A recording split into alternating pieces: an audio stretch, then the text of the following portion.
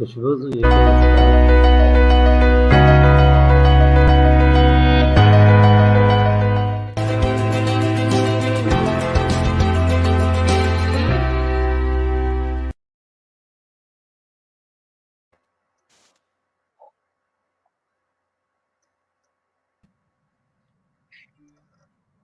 Good evening, everyone.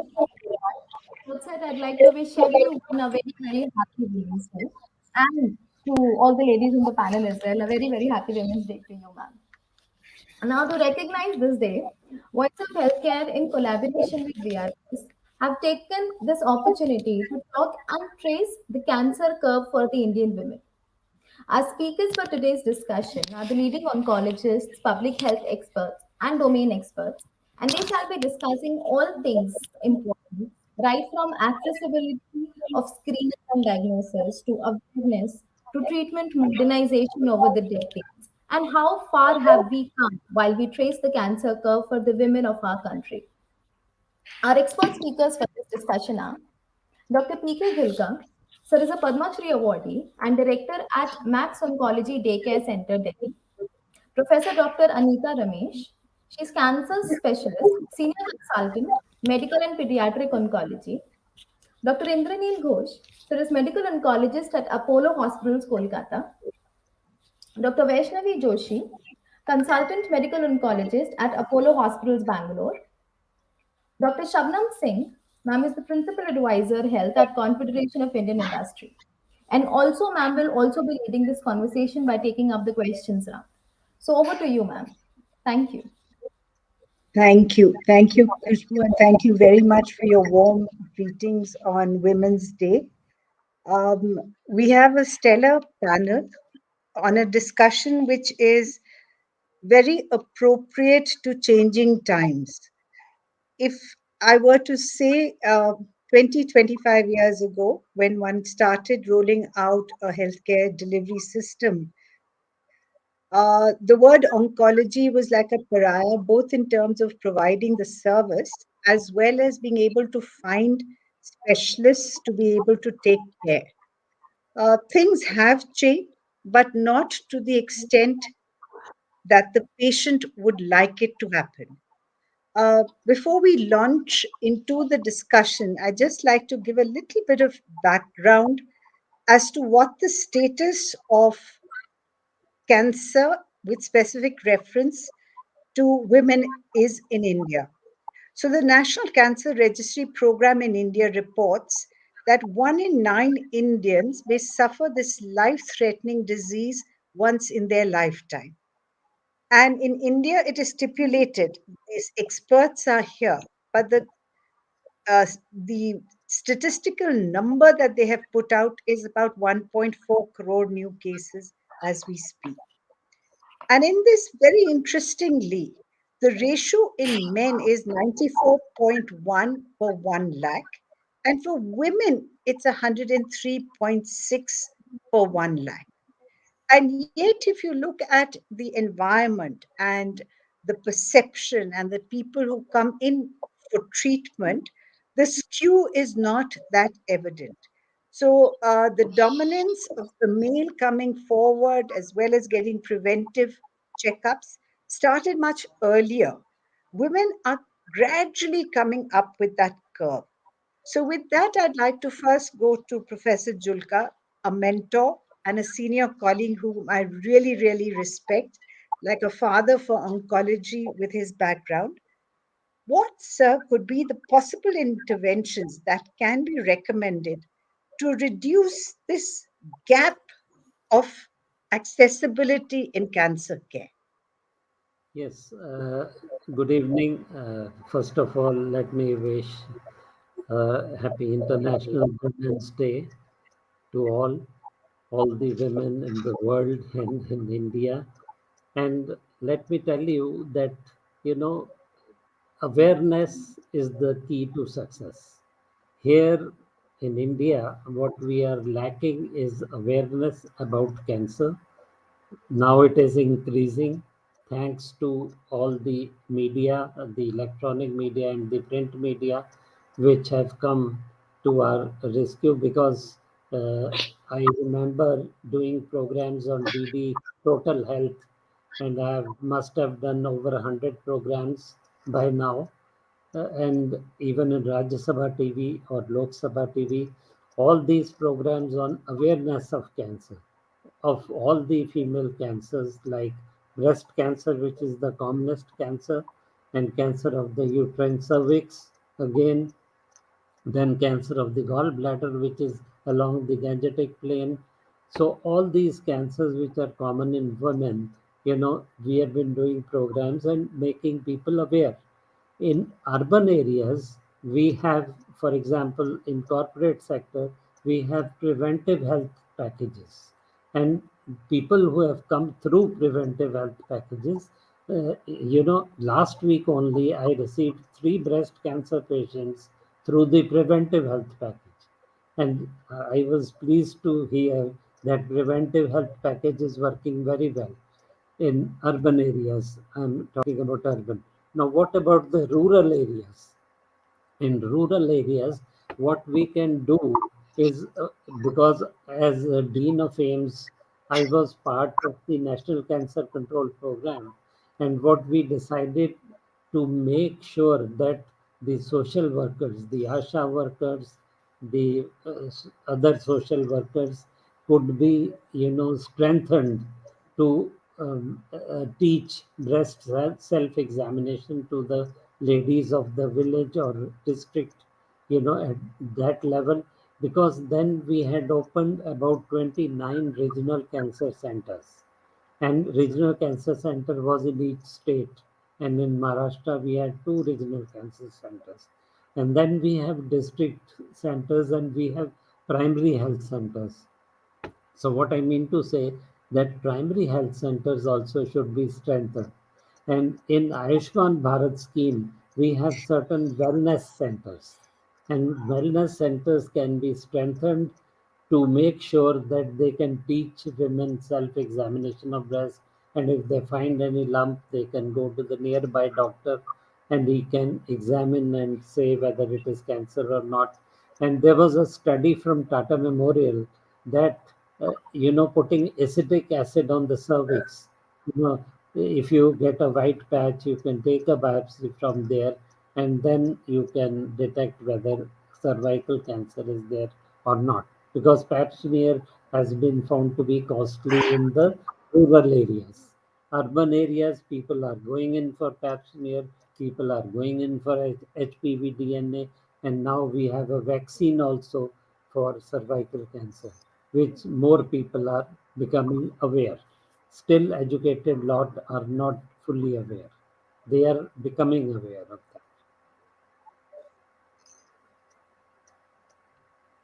So essentially, sir, what you're saying is that the mechanism of reaching out through media, through conferences for people like training the ASHA workers, that would sort of help also bridge the gap between the rural urban divide, which is such a huge problem in our country. Uh, but the pedal has to be on all the time, sir. You, as you said, you've been in this for so many years. It's gathering momentum, but there have to be some very strong sponsors to ensure that there is constant messaging so that this goes home. That, I believe, is what you're trying to say. Yes, yes. So, with this, I'll move to Dr. Ghosh. A lot has been said in the recent past in the media as well as in conferences with evolving lifestyle, with the kind of stress, especially in the last 2 years that we have faced with COVID. I mean, even prior to that, the multitasking that women have to do, double hatting. What, in your mind, are the preventative strategies that people should adopt, and perhaps then that could also be put into the messaging? Over to you, Dr. Ghosh. Yeah, thank you, Dr. Singh, and very happy International Women's Day to all the viewers out there. So it's a very important question that what our ladies can do to bring down the risks. So again, taking a cue from Dr. Julka's comment that awareness, awareness, and awareness, that is most vital, because there are some risk factors which are modifiable, some which are non-modifiable. Non-modifiable means like, say, the family history or uh, any harmful gene which is carried in the blood, which is coming from the ancestor. You cannot modify that, but there are some modifiable risk factors which may be different for different cancers. Like breast cancer, as again Dr. Julka said, is the most common. So for that, having maintaining a healthy body weight is very important. If one is obese, then the risk of breast cancer is high. If there is a regular alcohol intake, then the risk of breast cancer increases. And then some reproductive practices like not breastfeeding or not bearing a child. These things also increase the risk of breast cancer. On the other hand, we can do some preventive things, like apart from maintaining this lifestyle, patient can have some regular checkups, which I am sure we'll discuss later, some screening mechanism by which we can identify uh, precancerous lesions where the cancer has not yet developed, but it can develop later on if not detected in the right time, or we can detect cancers at a very early stage by these screening mechanisms. Now, coming to cervical cancer, uh, human papillomavirus is our most common or the most important risk factor for cervical cancer. So for that, certain risk factors are there. Not everybody is at having the same risk of having cervical cancer or having the same risk of human papillomavirus infection. Because once the infection is there, it will stay there for life. So certain risk factors are there, like having multiple sexual partners and having uh, uh, uh, very childbearing at a very early age, less than 20 years. These things, or having many child, like three or more in lifetime, these things increase the risk of the human papillomavirus and then subsequently cervical cancer. So these things are partly modifiable. And of course, we have the vaccine, this human papillomavirus vaccine, which, if given at an early age, is preferable before the onset of sexual activity. That brings down the risk to very low, at 5% or 10% of the original risk without vaccine. And of course, we have preventive uh, screening methods for cervical cancer as well, like pap smear, and in resource constraint setting, as Dr. Julka mentioned, like acetic acid staining. These preventive checkups can be done at periodic intervals. But at the bottom line, again, coming back to the same point, is awareness.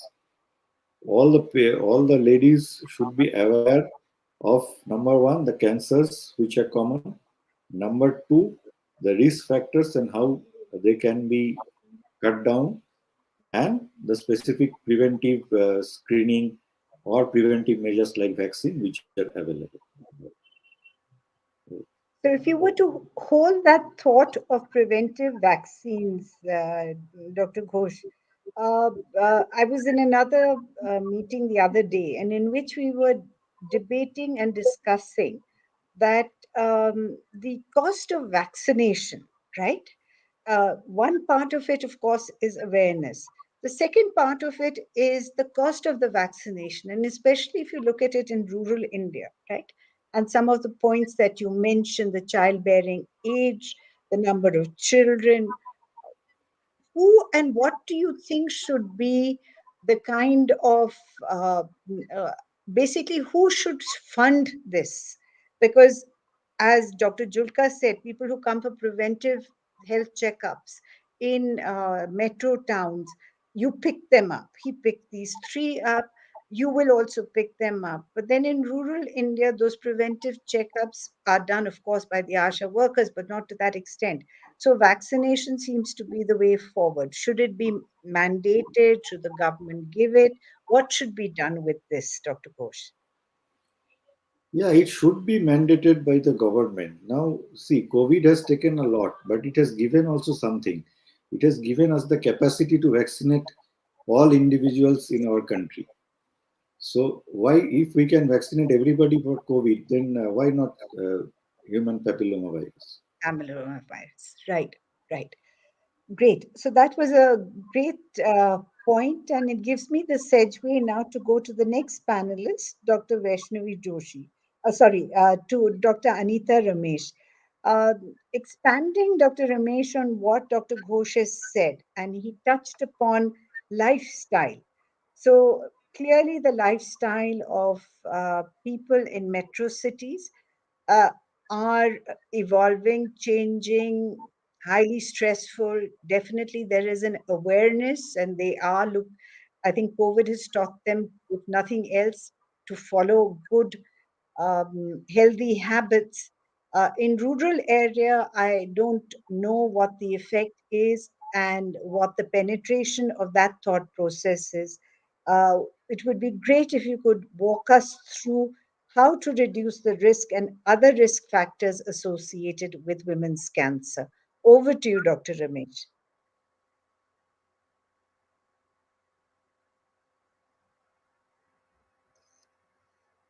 Dr. Anita, did you hear my question? You're on mute.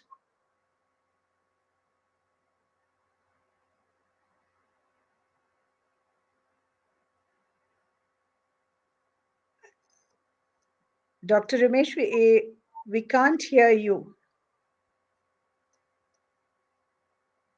Okay, I'll move to Dr. Ramesh. Can you did you get the question, Dr. Ramesh?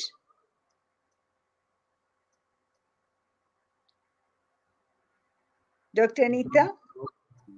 Ma'am, I'm connecting with her offline. Probably we can move on with the discussion. I'm Yes. just connecting with her. Okay. Okay. Okay. So the question of I'll move now to Dr. Vaishnavi Joshi. Dr. Joshi, Dr. Julka, as well as Dr. Ghosh mentioned the concept of self-screening, training ASHA workers using acetic acid, uh, the challenges, and to some extent, the little that one has experienced as well as read, that there is a fear factor for women if they say, I'm going for an oncology or a cancer checkup. There's that hesitancy factor. And the fact that, okay, if I do have cancer, then there's a societal pushback which keeps them behind. So they don't come forth either to get themselves checked up or even learn something about it. If So this is the sense one gets, and it goes across the board of all age groups as well as societal differences. So how do we approach this, and what would your thoughts be? That because basically, if you're able to diagnose, you're able to pick up, they've got to come to you before you can diagnose. And if you're able to diagnose early, then the prognosis is that much better. Over to you, Dr. Joshi. Thank you, ma'am. Hope I'm clear. Uh, Thank you and happy Women's Day. And thank you very much for inviting to this August forum. Um, as you know, as you put across, madam, diagnosis and screening. Screening in India practically is still a very, is a far cry. So as you rightly pointed out, early diagnosis is the way to go about it. If you want to reduce if you want to reduce the morbidity and mortality associated with various cancers. Um, there is this hesitation to come to an oncologist. In fact, when you go for, when we see our daily rounds, the word of oncologist itself patient don't want to see us. Many times it happens. So for a woman, to come out and come to an oncologist and then show herself, it takes a lot. So what is the reason? What is the reason for this hesitation? To start with, one is because women don't go to a doctor unless there is pain associated with it. For example, breast cancer presents as a painless lump. I have seen more often than not patients coming to us only when the lump, even in urban areas, even in urban women. I practice in a metro, I practice in Bangalore, which is a metro, is a silicon city and everything. But we see women coming to us only once they have pain, once the the mass or the lump is ulcerating, fungating, it's causing a lot of discomfort. So this hesitation leads to late diagnosis even in urban women. You can imagine what rural women goes through. And the second issue is a social one, because women as such, they prioritize themselves late. In a family, they prioritize their husband or children or in-laws or parents, and then they think about themselves. I think this happens in most households, especially rural and also even in urban households. So this prioritization of healthcare in women in small units like a family also is leading to this delay in diagnosis. So if we have to make a difference, to improve the outcomes and diagnose, to improve outcomes in breast cancer or cervical cancer, we have to develop certain things called red flags, and make women aware, which has to happen at an urban level and rural level. Because screening, as we tell, make vaccines mandatory, make screening mandatory. Is it practically possible for a country like India? I think not.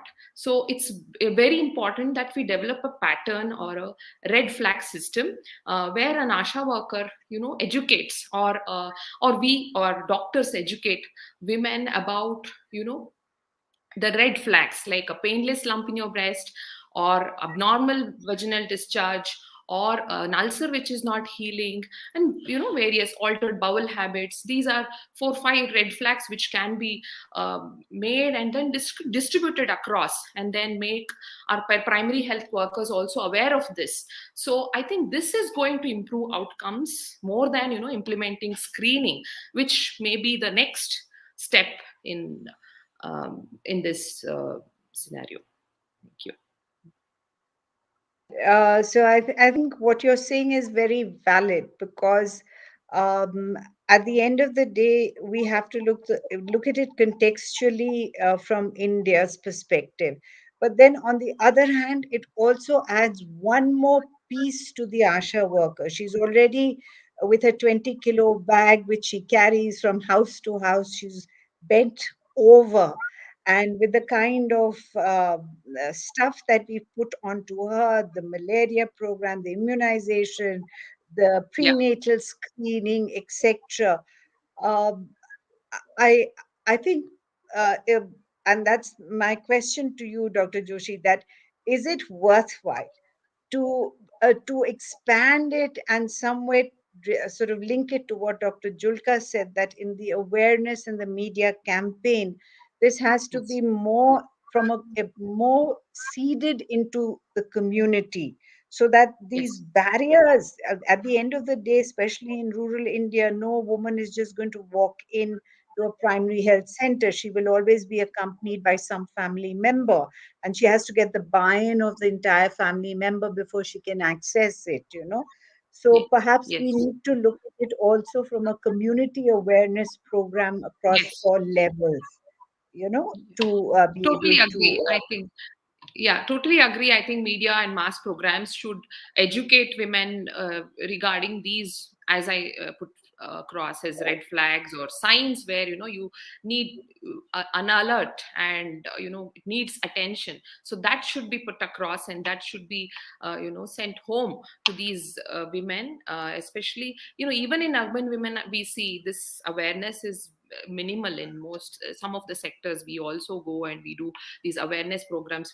Today I did an awareness talk to an urban women, where they were all urban housewives. And then when I asked you, do you know what is a mammogram, you know what is a pap smear, how many of you have undergone? Among 40 women, only two or three hands went up. So this is the, as you said, media awareness, yes, and also that has to be incorporated, because cancer, even now, we are not thinking about it as a public health problem. Yes, we Yeah, should. right. Uh, Thank you, Doctor. Thank you so much. Khushbu, is Dr. Ramesh still? Can we reach out to her? Should we move forward? Uh, Dr. Anita, have you been able to join in? I know. I think we're having some challenges in connectivity there. Ma'am said So, that sir, she'll be here at 8 p.m. exactly. So maybe in the next 5 minutes she'll be here. So we can take another question. okay, And so fine. So, sir, I'll go back to you, given your vast experience, right? Um, and again, carrying the conversation forward on the hesitancy part, right? The hesitancy part, not only for women, but in communities and general, because at the end of the day, the community dictates what the woman is ultimately going to do. So the younger lot are far forthcoming to be able, and they have that ability today, thankfully, and I'm really, really proud and give kudos to them that they take matters into their own hand. They'll go and get their preventive health checkup done. And now that the employer is also part of the process of ensuring that they come for preventive checkups, they do come forward. But is there anything else that we can do for the people who are, I can't say marginalized by society, but marginalized also by their way of thinking? It goes through generations. Right. As Dr. Joshi Right. said, they are last in the pecking order of thinking about themselves. They come last in that. What has your Yes. experience been to move this needle of hesitancy? Actually, I must tell you that even I agree with Dr. Vaishnavi Joshi that even in urban areas, what to talk of rural areas where we are, pestering the ASHA workers and the social workers to teach women what are the signs, symptoms of early cancer detection, like breast cancer or like cervical cancer. In urban areas, I must tell you that even doctors themselves, the GPs, they also come when the lump in the breast is painful. They never come in a painless lump. I held a series of lectures for GPs at Max Lajpat Nagar, and taught them that what are the signs, symptoms of early detection of breast cancer, and early detection is the hallmark to cure. So I had told them that we had done a study at AIMS with Institute of Milan, Tumor Institute Milan, and there the average lump size in the breast was 4 millimeter, whereas in India it is 4 centimeter detection of lump in the breast. So you can imagine 4 millimeter lump can be taken out and given radiation and given hormone therapy. You can avoid chemotherapy if it is hormone responsive. So you can lessen the cost and you can ease the treatment, you know, at early detection, and you can cure the patient. That means the cure, early detection can lead to curing the patient with less expensive therapies than what we do at a later stage. So this is one of the important points that even the doctors, ashamed to say like this, that they also feel that when the lump was not painful, so I didn't come. A lump in the axilla, armpit, or in the neck, nipple discharge. Nipple discharge was occurring, said it was not a bloody discharge, so I didn't bother. I said, no, any nipple discharge, you must go to your doctor and let him or her decide whether it is cancerous or not. So all these sign symptoms, early sign symptoms, must be taught to the people at large. Urban, we are having health checkups, preventive health checkups. Rural areas, these ASHA workers, social workers can do.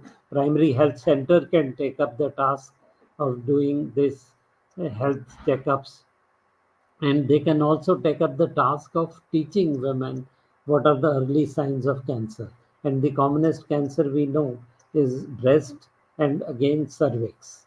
So these are the two common cancers which people can be taught that early detection, is this.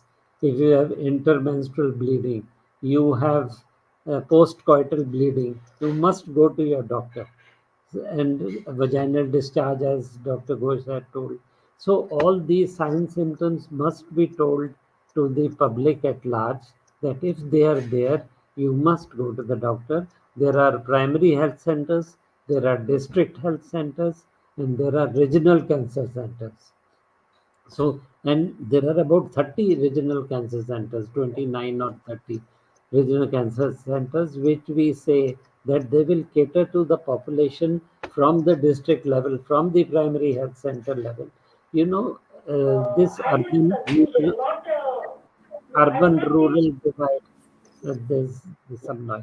Urban rural divide is always there, but we have to remove this divide, by doing these exercises, that teaching the people, making people more aware of the signs and symptoms, and diagnosing them early. I think you brought out a very good point, sir. And this was echoed in a different discussion with regard to prostate. Uh, the issue here is there is a mindset that says, okay, if I have cancer, I've come to the end of the road, right? My Mm. life is limited. So the Yes, fact that we have moved a lot in medicine, and if it is caught early, it is not a death sentence. It's you can extricate yourself out of it.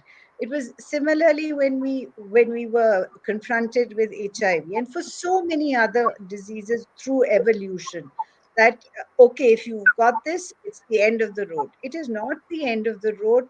And especially, as you said, if you're able to pick it up earlier, then that it is is going to curable. be, yeah, absolutely. It is curable, and it is curable Yes, even without surgery, as you're saying. So I think that piece of messaging also needs to be sewn into it, to say that early detection means it's curable. It's not as if it's yes, the end of the road, that yes. kind of thing. So thank you so much, sir. I'll welcome Dr. Anita. We've been waiting eagerly for you. So It's a long day. I've been holding It's a on long day, to. and we had too many meetings. And my fifth meeting, ma'am. I'm sorry. I can I understand. couldn't Not at all. make it. Not at all. Okay. So we have wishes all around for Women's Day. So kudos to all us women, independent, working, and as you said, running around right through the day on a very important subject. Uh, so during the course of the discussion so far, Dr. Anita, we've been talking about how lifestyle, hesitancy, push society, push back, uh, creates a kind of a barrier, an invisible barrier for women to be able to come forth. But fact of the matter is that lifestyle has also changed. The stresses, the push and pull of life contributes towards this. So, what do you feel? Is it a bogey? Is this lifestyle issue a bogey? If it's not, how do you mitigate the impact of this? What would your suggestions be on that? Over to you, Dr. Neil. Yes, yeah, definitely. Lifestyle does play an important role, and you cannot say. And then with the Women's International Day celebration, with the women empowerment, I think many women wants to be independent and work and earn, and they are running for many things, family, multitasking. Yes, health gets neglected. You are right. And also, a couple of points I would like to say. One is that we are adopting the westernized culture, and all the high risk factors like high fatty diet, estrogen content, oral contraceptive pills, hormone replacement, not having a child, not all these things contributes towards the development of all these cancers. Secondly, yes, pressure of earning, okay, family with finances going up, it is neglected. Third point, COVID has brought a setback in our lifestyle of women, particularly last 2 years, and I think cases have risen, maybe because sometimes many of the cases were picked up when we did the plain CT scan of the chest for COVID. I have many patients, women, they picked up early breast cancer, ovarian cancer, other cancers. So that might have brought, also COVID has brought a halt to many of the lives and pull it back, and women's health was taken as a secondary thing. That might be another cause which is causing then. And another good way of looking into it, see, we now have a lot of health schemes coming up, lot of insurance coming up. And if you let's talk about the basic general population, we have the general people, because the government scheme is very good. At least in Tamil Nadu, we have the Tamil Nadu Chief Ministers, which covers most of the things. That's what I want. Keep telling women anything. You don't have anything, please go to any of the hospitals. The screening is free. Basic surgery, chemo, radiation, and most of the drugs, basic drugs for cancer is free under the card. It's 4 lakhs, which I'm using for the last 10 years. On top of that, the Ayushman Bharat card has been added, which is which gives you 5 lakhs. Now they are clubbed together. So women needs to know, okay, I can't prevent my cancer from coming, but even if it has come, I can get treatment. I can be cured. I need to go to the hospital, use the card, and get the treatment. This is one. Corporates give you insurance, yes, with that you can do. Others are reimbursement, government reimbursement. So it's not that in India we don't have healthcare facilities, we don't have every strategy, it is available. It's that good you brought it for discussion so that it reaches all the women. Screen yourself, lead a healthy lifestyle. If you have problem, come forward, get treated. If you don't have money, don't wait. Treatment is also there free for you, because the government hospitals are offering. Okay, I work in all sectors. I work in hospitals like Apollo and Kaveri as a visiting consultant. I'm with the medical college. So a medical college is open for everybody. Just walk in. So that woman needs to know. They think that treatment is very expensive. But every basic chemo, radiation, surgery, all are covered. Now I am giving monoclonal antibodies under the government scheme. So that needs to be conveyed to everybody. It's not only Tamil Nadu, even Ayushman Bharat Modi card gives you all the treatment. That's what we need to tell the woman. Yes, take care of your health. Don't neglect. Take out time, because it's a life balance and work for everybody, not for her and me separately. Yes, COVID has brought a setback. We need to come forward. But yes, when you are diagnosed, come, you get treatment. And remember, some of the cancers in stage 1, stage 2, stage 3 is curable. Okay, and maybe stage 4 is palliation, but don't wait up to that. Come and get treated. And meetings like us gives you a lot of mental stability to everybody, and we need to help each other to come up. That's what I think. We talking, counseling, mental health is something. And today's news, in Delhi they started opening the mental health clinic along with the schools in Delhi. I think that's a news. I did a TV program today in morning. It's called for that. I think that type of setup has to be there everywhere, where clinics attached to many of the not only schools, the workplace, where people can go forward to get a mental health checkup and the boost. Yes, we can live, we can do so much. That positive vibe should be there to take us forward. And that's what I think at this point of time, because everybody, one of us, everybody has problem, but we have to learn how to live off it, and we have to help each other to live out of it. I think those are great points that you brought forward, Dr. Anita. One was the financial aspect. I think that also contributes a lot to the hesitancy factor, that it's going to be so expensive. And now, as you rightly pointed out, even states as well as the part of Ayushman Bharat has really opened the doors for many people. The point that you made about counseling and mental health, I think that's very critical. Do you think telehealth would play a good part to sort of provide access to people who want to talk about this? Maybe helplines? Yes, yes, helpline, telehealth, telemedicines, conferencing, yes, does do help a lot. We need to talk to each other to get our problems out, definitely. And once you speak to somebody else, you know, you relieve someone. Yes, telehealth comes into the place. Yeah. And these that's Great. what an example which I gave, I liked very much. In Delhi opened it today. 20 clinics Yes. inaugurated along with the government schools. They opened the center with one assistant, one nurse, one psychologist, and one doctor, 5 schools. So it was an excellent initiative. So we could have like that in our healthcare system, which will help us too. And these people will tell them, yes, you are having problem, meet the doctor, go to the tertiary. Don't have money, go to government hospital. All hospitals are equipped. And one more point, yesterday we heard from the government saying large number of medical colleges are opening, 1.5 lakhs postgraduate students will be coming out. So healthcare will be there. So tell the woman, please go and utilize the healthcare which the government is giving you. Thank you so much for your inputs.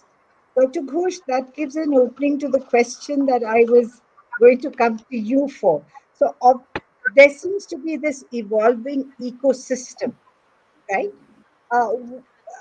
What, who do you think should be the stakeholders of that ecosystem? Clearly, the treating physician, the patient, the facility, but there is a large ecosystem around here. How do you engage? What would you be your thoughts to bring that stakeholder in and engage them in this process? Over to you, Dr. Ghosh. Yeah, the once the treatment has started or the treatment is over, the ecosystem is really important because the patient needs to come regularly for the treatment and also for the follow-up, which is neglected many of the times. So somehow, if even if the patient is completing the treatment, the follow-up remains incomplete. So that compromises the outcome.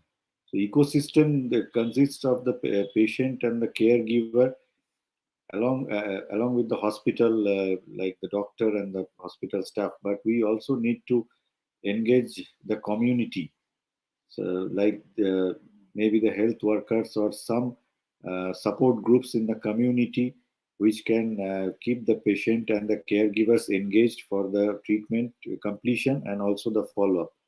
And as Dr. Anita mentioned briefly, that these technological innovations should be taken into account, like some developing some app which can take track the patient's progress and send them reminders. Like we, again, going back to the COVID, we have this Arogya Setu app for COVID. So why not a similar app, Arogya Setu for cancer, which can track all the cancer patients. So not only we can have the data regarding their progress, but also it will keep send them reminders regarding their next treatment or follow-up, and thus we can improve the outcome a lot. Right. I believe that the National Digital Health Mission, in its endeavor to give everybody cards, is essentially going to form a platform for this, that you'll be able to, institutions will be able to track, people will be able to track, and hopefully things will be much better. So clearly, a lot of work to be done by everybody, as well as you rightly pointed out, sometimes when you are saddened and you look at it from a pessimistic point of view, I think COVID has opened an era of disruption in healthcare. And also, it has brought the community into fore. Dr. Anita, I'd like to go back to you for the purpose of our the people who have tuned into this. Could you just walk them through the journey of a breast cancer patient? and the treatment and life after treatment. That I believe, because you're so unsure of what it is going to be, how it is going to be. Uh, there's a lot of trepidation, a lot of fear factor. What is it that you could tell them as far as this is concerned to allay their fears? Over to you, Dr. Anita.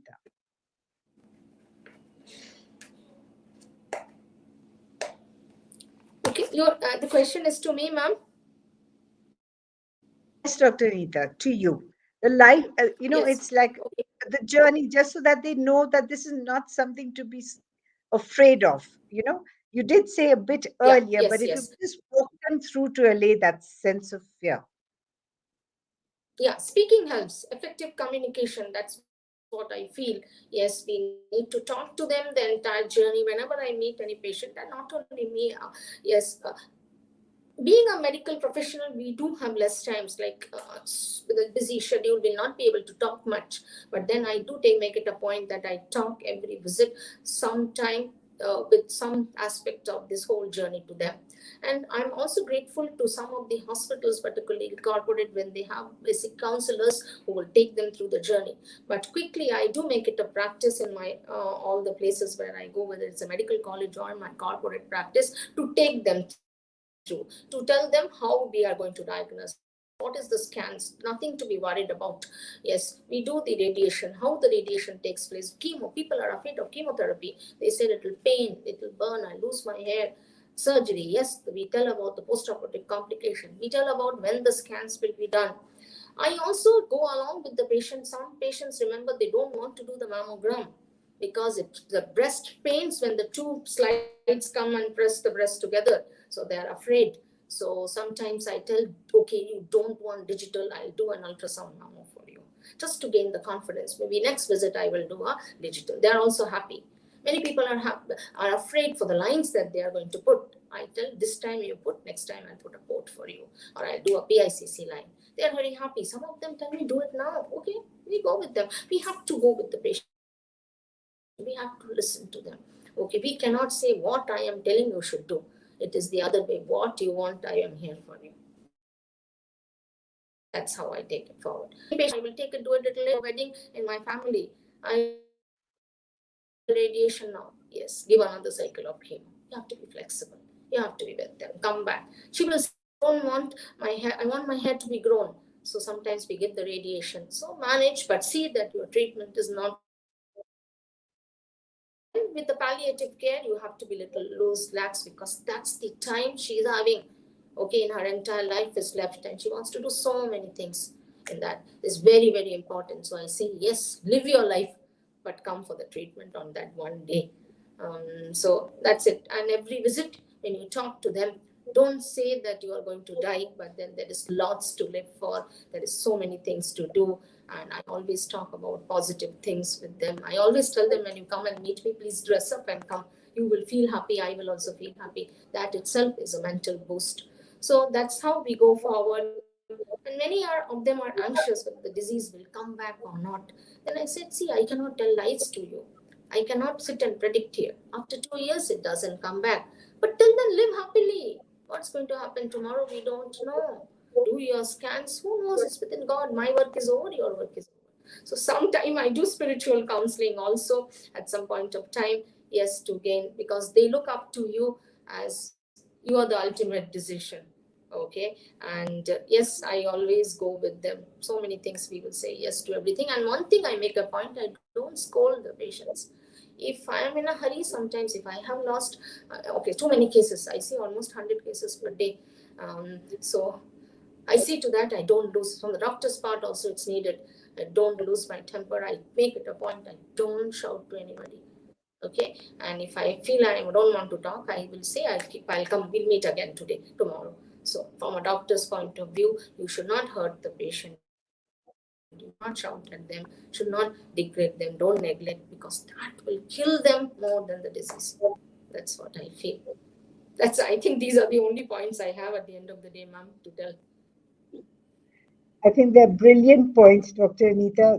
At the end of the day, contextualizing and appealing and assuaging the fear factor and going with I mean, I think the most difficult thing when you're seeing 100 patients in a day is to be able to contextualize, address what that individual, this is what is something that we all cry for, that treat me as I am and don't treat me as everybody else. It's a very basic instinct of everybody. So that's a brilliant take home message for all our viewers. I'll move now to the last question before we circle back for the last round to Dr. Joshi.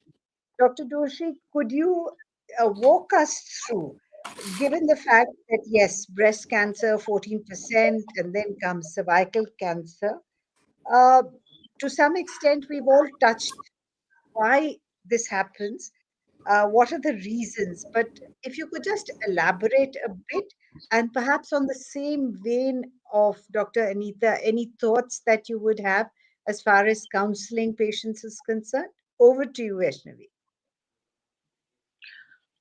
So you want me to talk about I didn't get Uh, your point, ma'am. Yeah, uh, the positive factors, or why is it increasing, no, or huh.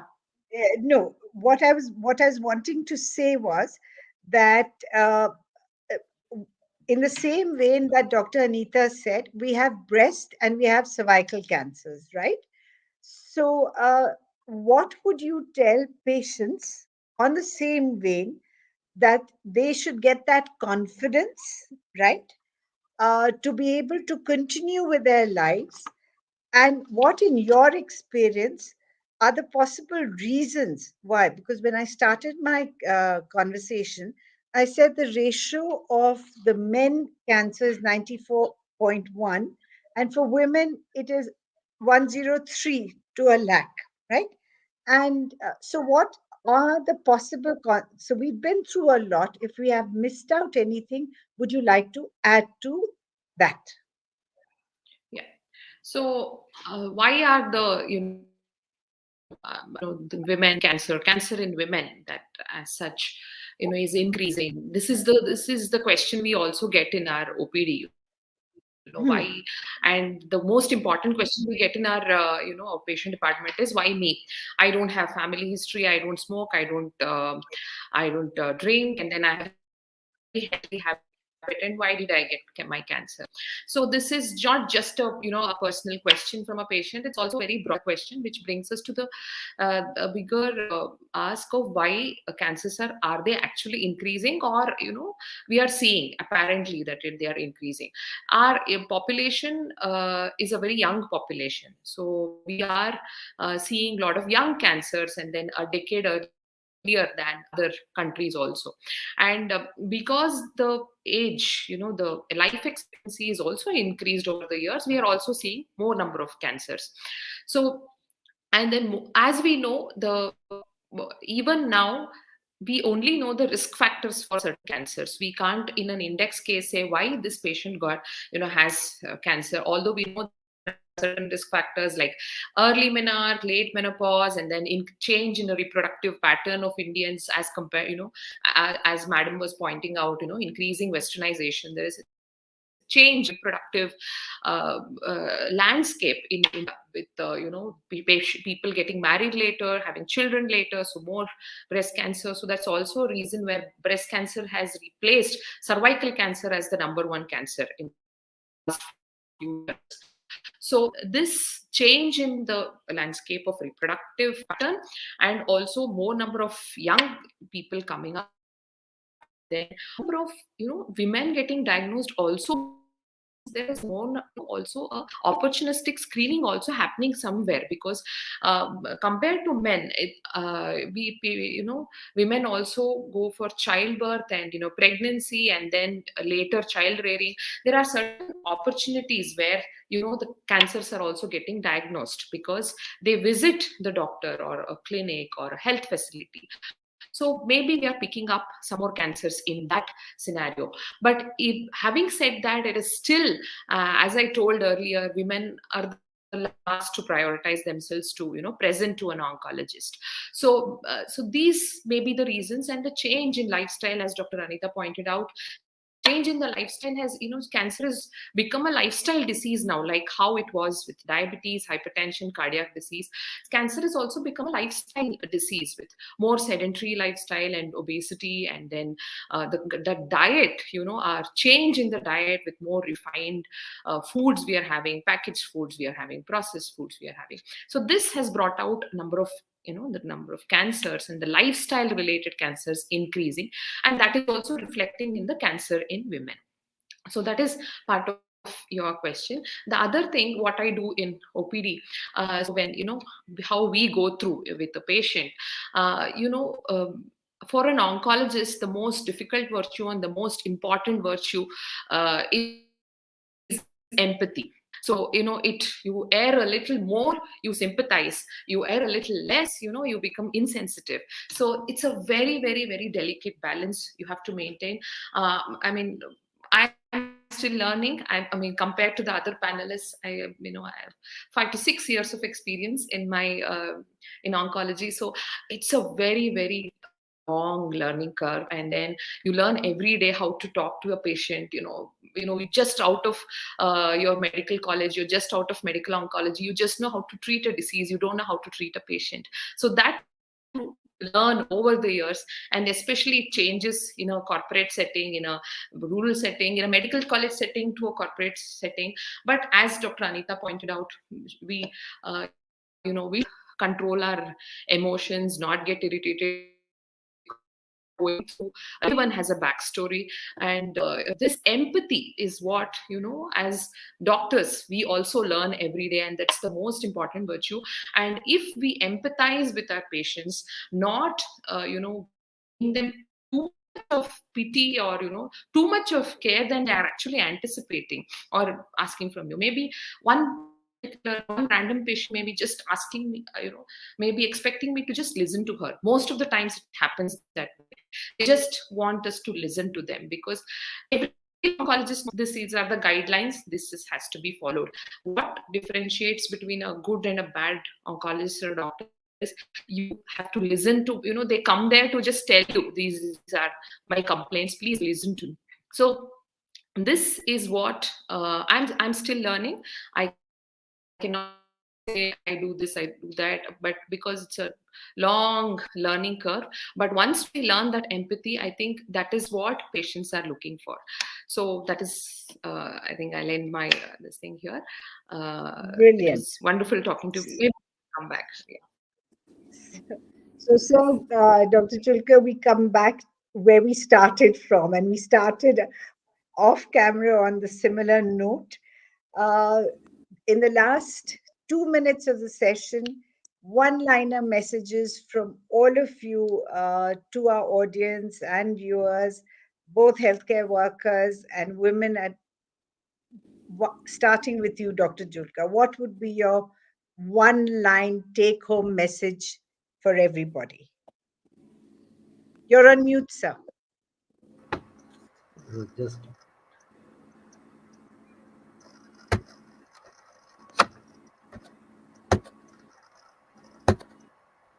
Yeah, it's fine, sir. this is fine. Yeah. Now, one-liner message I would like to give, that first is awareness. As I told, that awareness and awareness amongst people about the signs and symptoms of cancer and early detection of cancer, the rural area as well as urban area. We have preventive health packages, and early detection is very important, which can lead to cure.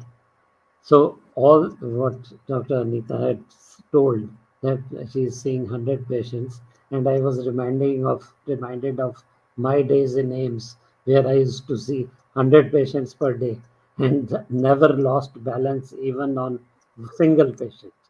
So they were too happy, and they used to say half of our disease goes away when we see you and meet you. So this is the type of feeling which one should get. Thank you, sir. Dr. Ghosh. Yeah, so again, to the same point, that awareness is the most important. First of all, they should know what are the early signs and symptoms and what are the preventive methods, and for that we need a reach in the community. It cannot be entirely through the media or the social network. We need community presence, so we need to train our health workers. So not only malaria and dengue and diarrhea are important, but these things are important too. And we need education of the health workers, and from that we can percolate into the community. Thank you, Dr. Ghosh. Dr. Anita, your one-liner. Yeah, I think this type of meeting we can't sum up in one line. But then I would like to say, if I have to tell the patient in one line, live your life. I will say, enjoy. That's it. That's at the end of the day. Time is short. We don't know what's going to happen. Take care of your health. Live your life. Okay. If I have to talk and tell something to the government, I will say, make cancer healthcare as affordable as possible. And if I am here, I will say cancer care to all the same way as I treat in the medical college and in my private sector. That's what I would say. Treat them equally. Thank you. Thank you.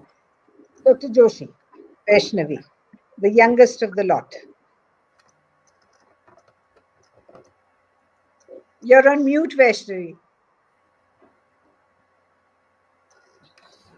To all Dr. women out Joshi, there, I would like to say prioritize your, yeah,